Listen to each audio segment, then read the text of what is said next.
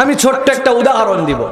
পৃথিবীতে যত লোক একত্রিত হয় এট এ টাইমে, দুনিয়ার সবচেয়ে বেশি লোক একত্রিত হয় 8 জিলহজ, 7 জিলহজ খানায় কাবার পাশ দিয়ে পৃথিবীতে যে পরিমাণ লোক হাজির হয়, এতগুলা লোক এট এ টাইমে পৃথিবীর কোথাও থাকে না। কেননা 9 তারিখে হজ আর 7 তারিখে সব মানুষ এসে হাজির।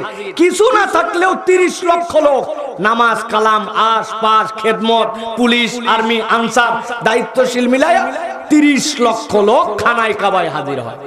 মানুষ আর মানুষ আর মানুষ, কথাবার্তা চলাফেরা, কে কোন দিক যাচ্ছে কোনো তাল নাই। 30 লক্ষ লোক যদি নিঃশ্বাসও নেয়, শব্দ হবে কিনা? মনে হচ্ছে আর এদেরকে আল্লাহর দুনিয়ায় কেউ থামাতেও পারবে না, কেউ ঠান্ডাও করতে পারবে না। মাগরিবের সময় হারামের আশপাশ হঠাৎ করে হারাম শরীফ থেকে মাগরিবের ওয়াক্ত হয়ে গেছে, আজান শুরু হয়ে গেছে। আল্লাহু আকবার।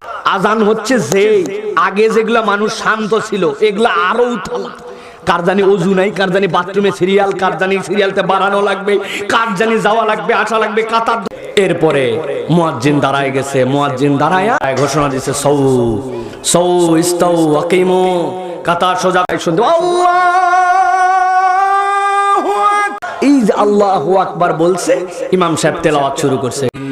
এই যে আজান আর ইকামত 5 মিনিট, আর এই যে আল্লাহু আকবার থেকে সূরা ফাতিহা শেষ হতে হতে 30 লক্ষ লোক এই আল্লাহু আকবার শোনার 30 সেকেন্ডের মধ্যে এমন ভাবে ঠান্ডা হয়ে গেছে, রুকুতে যাওয়ার পরে মনে হচ্ছে মক্কা মুকাররমায় আর কোনো লোক নাই, সব নীরব, সব বন্ধ। আমি ওই দিন থেকে বুঝেছি যে আল্লাহু আকবারের আজান থেকে ইকামতের মাধ্যমে আল্লাহু আকবারের বরত্বের ঘোষণায় ছোট্ট একটু জায়গার মধ্যে 30 লক্ষ লোককে 30 সেকেন্ডে ঠান্ডা করা যায়।